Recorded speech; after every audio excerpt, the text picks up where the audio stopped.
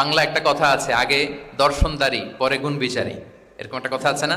So মদিনার লোকটা যাতে ইসলামের প্রতি খুব দ্রুত অ্যাট্রাক্টেড হয়, এজন্য তিনি আবু বকর রাদিয়াল্লাহু তাআলা আনহুকে পাঠাননি, ওমর ফারুককে পাঠাননি, বরং মুসআব বিন উমাইর রাদিয়াল্লাহু তাআলা আনহুকে মুআল্লিম হিসেবে, he was the first ambassador of Islam, প্রথম অ্যাম্বাসেডর হিসেবে তিনি মদিনায় গিয়েছিলেন। এবং মদিনাতে আহলে সুফার মধ্য থেকে যারা অগ্রগামী ছিল, দারুল কুররা থেকে যারা অগ্রগামী ছিল, তাদেরকে আল্লাহ রাসূল সাল্লাল্লাহু আলাইহি ওয়া আলিহি ওয়াসাল্লাম জ্ঞান বিতরণের জন্য, কোরআন শেখানোর জন্য বিভিন্ন জায়গায় পাঠাতেন। আপনারা উহুদের যুদ্ধের পরপরই বিরে মাউনার ঘটনা শুনে থাকবেন। সেখানে রাসূল সাল্লাল্লাহু আলাইহি ওয়াসাল্লাম ৭০ জন হাফেজ সাহাবী, মানে ওই সময় পর্যন্ত যতটুকু কোরআনের আয়াত নাজিল হয়েছিল এগুলো যারা মুখস্থ করে ফিরেছিলেন, এরকম ৭০ জন সাহাবীকে একটা এরিয়াতে তিনি পাঠিয়েছিলেন। এবং এটা আসলে বিট্রে করেছিল তারা বলেছিল যে আমরা তাদেরকে নিয়ে যাব আমাদের এলাকায়, তারা দিন পৌঁছাবে, কিন্তু এই ৭০ জন সাহাবীকে বিট্রে করে তারা হত্যা করেছিল, ওনারা শাহীদ হয়েছিলেন। এবং এতে রাসূল সাল্লাল্লাহু আলাইহি ওয়াসাল্লাম অনেক কষ্ট পেয়েছিলেন। যে সমস্ত গোত্র এই কাজের সাথে জড়িত ছিল, টানা ১ মাস তাদের বিরুদ্ধে রাসূল সাল্লাল্লাহু আলাইহি ওয়াসাল্লাম বদদোয়া করেছেন, কুনুতে নাজিলা করেছেন ফজরের সালাতের পরে। তাহলে এই যে ন্যারেশনগুলো, বর্ণনাগুলো আমি কেন উপস্থাপন করছি আপনাদের সামনে, এটা বোঝানোর জন্য যে এটার পরম্পরাটা কিরকম, রাসূল সাল্লাল্লাহু আলাইহি ওয়াসাল্লাম কিভাবে কোন সেন্টার থেকে শুরু করলেন, তারপরে কিভাবে এটার ডেভেলপমেন্ট হচ্ছিল, তারপরে কিভাবে এটা আগাতে লাগলো। তাহলে রাসূল সাল্লাল্লাহু আলাইহি ওয়াসাল্লাম বিভিন্ন জায়গায় যে মুআল্লিম পাঠাতেন, এটা রেফারেন্সও আমরা পেলাম যে তিনি তো এখানে শেখাচ্ছেন, যখন অনেক বেড়ে গেল, চাহিদা বাইরে অনেক বেশি, তিনি এখান থেকে ছাত্রদেরকে, সাহাবাদেরকে বিভিন্ন জায়গায় মুআল্লিম হিসেবে প্রেরণ করতেন। এবং শিক্ষার বিনিময়ে তিনি বদরের যে বন্দিরা ছিল তাদের মুক্তিপণের অ্যানাউন্সমেন্ট করেছেন, র্যানসাম, এটা আপনারা জানেন। আমি একটু কুইজ নিয়ে নিই আপনাদের। বলেন, বদরে মুসলমানদের পক্ষ থেকে শহীদ হয়েছিল কয়জন? কতজন? 14 জন, মাশাআল্লাহ। আর কুরাইশদের পক্ষ থেকে 70 জন। বন্দী হয়েছিল কয়জন দেখি? হ্যাঁ, 70 জন তারা নিহত হয়েছিল আর 70 জন বন্দী হয়েছিল। তো বদরের যুদ্ধে এই 70 জন যারা কুরাইশদের মধ্য থেকে বন্দী হয়েছিল, তাদের মুক্তিপণ হিসেবে, ফিদিয়া, র্যানসাম হিসেবে রাসূল সাল্লাল্লাহু আলাইহি ওয়াসাল্লাম 4000 দিরহামের অ্যানাউন্সমেন্ট করেছেন। মানে দিরহাম মানে হচ্ছে সিলভার কয়েন আর কি। তৎকালীন সময় দিনার হচ্ছে গোল্ড কয়েন আর দিরহাম মানে সিলভার কয়েন। তো রাসূল সাল্লাল্লাহু আলাইহি ওয়াসাল্লাম 4000 সিলভার কয়েনের ঘোষণা করেছেন যে তোমরা যদি মুক্তি পেতে চাও তাহলে 4000 রৌপ্য মুদ্রা দিয়ে, সিলভার কয়েন দিয়ে তারপরে তোমরা মুক্তি পেতে হবে।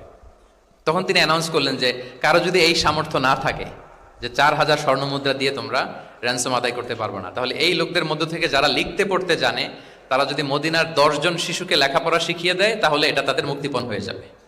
আল্লাহু আকবার। তাহলে শিক্ষাটাকে রাসূল সাল্লাল্লাহু আলাইহি ওয়াসাল্লাম কিভাবে দেখতেন, এটাকে কতটা গুরুত্ব দিতেন?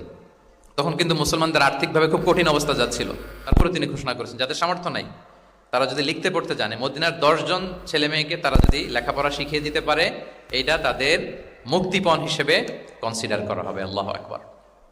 তাহলে সম্মানিত শুধু আমরা সেই ইব্রাহিম আলাইহিস সালাতু ওয়াস সালামের দোয়া থেকে শুরু করে বদরের যুদ্ধ পর্যন্ত চলে আসলাম। এখন আমি মূল আলোচনায় চলে যাই যে রাসূল সাল্লাল্লাহু আলাইহি ওয়াসাল্লাম সাহাবাদেরকে যে তিনি শেখাতেন, ওনার পাঠদান পদ্ধতি কেমন ছিল।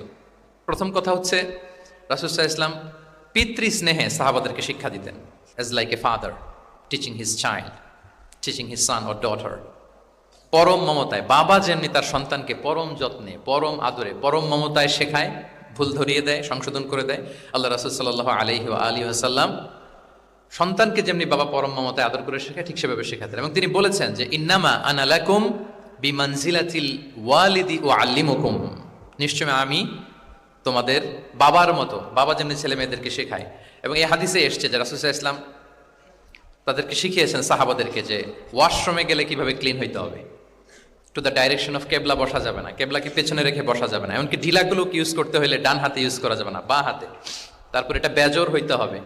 এরকম ধরে ধরে উম্মাকে শিখিয়েছেন। নারীদের মেনস্ট্রুয়েশনাল পিরিয়ডের ব্যাপারে বিধানগুলো শিখিয়েছেন। স্বামী স্ত্রীর অন্তরঙ্গ মুহূর্তের ব্যাপারে মাসআলা কি, ব্যাপারগুলো কি, লিগ্যাল অপিনিয়ন কি, ধরে ধরে বাবা মা যেমনি ছেলে মেয়েদেরকে ধরে ধরে শিখিয়ে দেয় যে এইভাবে this is good and this is bad, dos and don'ts যেমনি মা বাবা শেখায়, আল্লাহ রাসূল সাল্লাল্লাহু আলাইহি ওয়াসাল্লাম বলেন ইন্নামা আনা লাকুম বিমানজিলাতিল ওয়ালিদি উআল্লিমুকুম, আমি তোমাদের বাবার মতো, বাবা যেমনি শেখায় পরম মমতায়, এভাবে আমি তোমাদেরকে শিক্ষা দিই। এবং রাসূল সাল্লাল্লাহু আলাইহি ওয়াসাল্লাম খুব সহজ করে উপস্থাপন করতেন, কোনো কিছুকে জটিল করতেন না। এটা কিন্তু একজন আদর্শ শিক্ষকের বৈশিষ্ট্য। মানে as easier as you can, যত সহজ করে আপনি আপনার প্রেজেন্টেশনটা করতে পারবেন তত বেশি আপনার শিক্ষার্থীরা আপনার কাছ থেকে ওই মেসেজ, ওই শিক্ষা, সেটা, ওই বার্তাটা তারা গ্রহণ করতে পারবে। এবং সহিহ মুসলিমের হাদিস, আল্লাহ রাসূল সাল্লাল্লাহু আলাইহি ওয়াসাল্লাম তিনি বলেন ইন্নাল্লাহা লাম ইয়াবআসনি মুআন্নিতান ওয়ালা মুতাআন্নিতান ওয়ালাকিন বাআসানি মুআল্লিমান মুয়াসসিরান। আল্লাহু আকবার। আল্লাহ তাআলা আমাকে কঠোরতা আরোপকারী, জটিলকারী করে প্রেরণ করেননি, বরং সহজভাবে, সহজ পন্থায় শিক্ষাদানকারী শিক্ষক হিসেবে প্রেরণ করেছেন। লিটারেলি তিনি মুয়াসসিরান শব্দটা ব্যবহার করেছেন। যেহেতু এখানে ইসলামিক স্টাডিজ, কোরআন, হাদিস যে ডিপার্টমেন্টের শিক্ষার্থী বন্ধুরা আপনারা যারা আছেন, আপনারা শব্দের অর্থটা লিটারেলি বুঝতে পারতেছেন যে তিনি বলেছেন মুআল্লিমান মুয়াসসিরান, আমি সহজপন্থী শিক্ষক হিসেবে প্রেরিত হয়েছি। কোনো জিনিসকে কঠোরতা আরোপ করার জন্য, কঠিন করে প্রেজেন্ট করার জন্য আল্লাহ আমাকে পাঠাননি।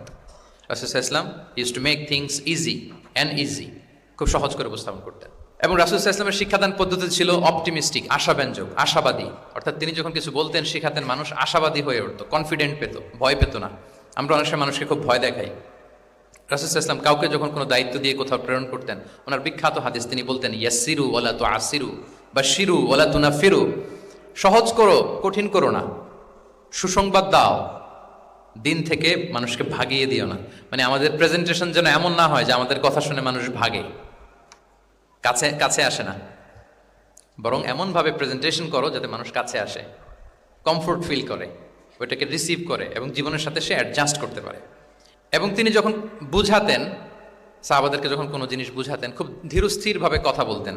কখনো কথা বলার ক্ষেত্রে রাশিং করতেন না, তাড়াহুড়ো করতেন না, নেভার এভার। এবং অনেক সাহাবারা খুব দ্রুত হাদিস বর্ণনা করলে আম্মা জান আয়েশা রাদিয়াল্লাহু তাআলা আনহা এটা অপছন্দ করতেন। বিশেষ করে আবু হুরায়রা রাদিয়াল্লাহু তাআলা আনহুর ব্যাপারে তিনি অবজেকশন দিয়েছিলেন যে তুমি যেভাবে বলো, নবী সাল্লাল্লাহু আলাইহি ওয়াসাল্লাম কিন্তু এত দ্রুত বলতেন না, তুমি যেমনি গড়গড় করে বর্ণনা করো, আল্লাহ রাসূল সাল্লাল্লাহু আলাইহি ওয়াসাল্লাম এত দ্রুত বর্ণনা করতেন না। লাম ইয়াকুন ইয়াসরুদুল হাদিসা কাসারদিকুম কানা ইউহাদ্দিসু হাদিসান লাউ আদ্দাহুল আদ্দু লা আহসাহু। এমন ভাবে প্রিয় নবী কথা বলতেন যে কেউ যদি চাইতো তিনি এই কথার মধ্যে কয়টা বাক্য বলেছেন, কয়টা শব্দ বলেছেন, চাইলে হাতে গুনে ফেলতে পারতো। এত প্রেসাইজ এন্ড ক্লিয়ার ছিল। তিনি কয়টা বাক্য বললেন এই বক্তব্যে, কয়টা শব্দ বললেন, এটাও গুনে ফেলা যেত। আল্লাহু আকবার। কানা ইয়াতাকাল্লামু বিকালামিন বাইনাহু ফাসলুন ইয়াহফাযুহু মান জালাসা ইলাইহি। এবং কথা বলতে বলতে মাঝখানে পজ দিতেন, মানে একটু থামতেন, ফলে যারা শুনতো তারা একেবারে মুখস্থই করে ফেলতে পারতো। আল্লাহু আকবার। এটা কিন্তু একজন আদর্শ শিক্ষকের বৈশিষ্ট্য যে যখন আমরা ক্লাস নিব, যখন আমরা বুঝাবো, খুব ধীরস্থিরভাবে আমি কথা বলবো, মাঝে মাঝে পজ দিব। রাসূল সাল্লাল্লাহু আলাইহি ওয়াসাল্লাম পজ দিতেন, থামতেন, যাতে ছাত্ররা নিতে পারে। সব শিক্ষার্থীদের এক ধরনের ক্যাপাসিটি না, ক্যাপাসিটি ইস্যু নিয়ে আমি সামনে কথা বলতেছি ইনশাআল্লাহ। তো তাহলে এইভাবে তিনি বেসিকলি তালিম দিতেন বা প্রেজেন্ট করতেন। আচ্ছা, শিক্ষা দেওয়ার ক্ষেত্রে দুইটা ধরন ছিল রাসূল সাল্লাল্লাহু আলাইহি ওয়াসাল্লামের। কখনো হয়তো ওয়ান অন ওয়ান মিটিং, একজন সাহাবীকে টার্গেট করে তাকে কিছু শেখাচ্ছেন, জানাচ্ছেন বা বলছেন। আবার কখনো একজন না, একাধিক সাহাবী বা অনেক সাহাবীদেরকে, অনেক মানুষকে তিনি অ্যাড্রেস করছেন। তাহলে এই দুইভাবে তিনি অ্যাড্রেস করতেন। এক নম্বর হচ্ছে প্রাইভেট লার্নিং সেশন, আর একটা হচ্ছে পাবলিক লার্নিং সেশন। দুইটাই রাসূল সাল্লাল্লাহু আলাইহি ওয়াসাল্লামের সিরা যদি আপনি স্ক্যানিং করেন আপনি পাবেন। প্রাইভেটলি এরকম অনেক হাদিস পাওয়া যায় যে হাদিসগুলোতে দেখা যায় যে রাসূল সাল্লাল্লাহু আলাইহি ওয়াসাল্লাম ওয়ান অন ওয়ান মিটিং করেছেন, শুধু একজনকে কিছু শেখাচ্ছেন। এটা স্পেশালি হতো যখন তিনি কারোর সাথে রাইড শেয়ার করতেন। রাইড অর্থাৎ তিনি উটে ছিলেন, উটের পেছনে আরেকজন সাহাবী বসা, তিনি গাধার উপরে বসা, পেছনে আরেক সাহাবী বসা, তিনি খচ্চরের উপর বসা, আরেক সাহাবী বসা। যখন তিনি রাইড শেয়ার করতেন, এরকম ভুরি ভুরি হাদিস আপনারা পাবেন যে মুআয ইবনে জাবাল বলতেছে যে কুনতু রদিফা রাসূলিল্লাহ, কুনতু খালফা রাসূলিল্লাহ। আমরা একবার আল্লাহ রাসূল সাল্লাল্লাহু আলাইহি ওয়াসাল্লামের সাথে আমি একবার উটের পেছনে বসা ছিলাম। আব্দুল ইবনে আব্বাস বলতেছেন আমি উটের পেছনে বসা ছিলাম। ফদল ইবনে আব্বাস বলতেছেন আমি একবার একটা খচ্চরের পেছনে বসা ছিলাম। when he was sharing his riding যখন শেয়ার করতেন, ওই মুহূর্তগুলোতে এমন চমৎকার চমৎকার কিছু বার্তা রাসূল সাল্লাল্লাহু আলাইহি ওয়াসাল্লাম ওই সাহাবীদেরকে দিয়েছেন, যেগুলো আমরা হাদিস গ্রন্থগুলোতে পড়ে অবাক হয়ে যাই। তাহলে এক নাম্বার হচ্ছে private learning session, one on one meeting, যেটা one to one conversation, very interactive. এটা অন্য কেউ নাই, একজন সাহাবীকে কিছু বলছেন, একজনের সাথে বসা। আচ্ছা, এরকম একটা ছোট্ট হাদিস যদি শেয়ার করি, আব্দুল্লাহ ইবনে আব্বাস রাদিয়াল্লাহু তাআলা আনহু উনি বলেন কুনতু খালফা রাসূলিল্লাহি সাল্লাল্লাহু আলাইহি ওয়াসাল্লাম ইয়াওমান। একদিন আমি, এই যে দেখেন বর্ণনা ভঙ্গি কেমন, একদিন আমি রাসূল সাল্লাল্লাহু আলাইহি ওয়াসাল্লামের পেছনে বসা, মানে কোন একটা উটের উপর বা গাধার উপরে বসা। ফাকালা, তিনি বললেন ইয়া গুলাম, হে কিশোর। রাসূল সাল্লাল্লাহু আলাইহি ওয়াসাল্লামের শব্দ চয়নগুলো অসাধারণ। আমরা অনেক হাদিস আজকে শেয়ার করার চেষ্টা করব, আপনি বাক্য চয়ন, শব্দ চয়ন শুনলে অবাক হবেন। ইয়া গুলাম, হে কিশোর, ইন্নী উআল্লিমুকা কালিমাতিন, আমি তোমাকে চমৎকার কিছু কথা শিখিয়ে দিচ্ছি, শোনো। তখন কিন্তু কেউ নাই।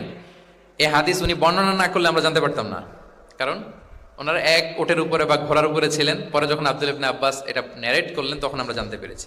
তো এটা ছিল প্রাইভেট লার্নিং সেশন, শুধু ওনার সাথে। তোমাকে কিছু কথা শিখিয়ে দেই। ইহফাদিল্লাহ ইয়াহফাযকা, ইহফাদিল্লাহ তাজিদহু তুজাহাক। এটা অনেকের মুখস্থ আছে না, বিখ্যাত হাদিস। আল আরবাউন আন-নববিয়ার ভেতরেও আছে।